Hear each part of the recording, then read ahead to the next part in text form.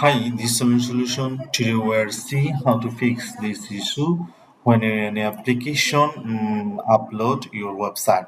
If the problem is a permission-related issues. This is a silent solution. Here is a Linux cloud-related many video you have to get.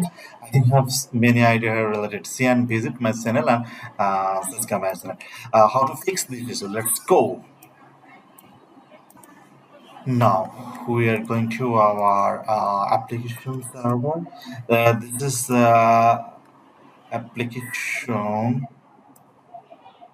We'll find what's problem.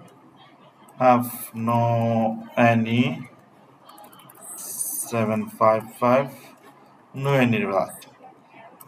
Need to search where permission system detail restart and status in Linux.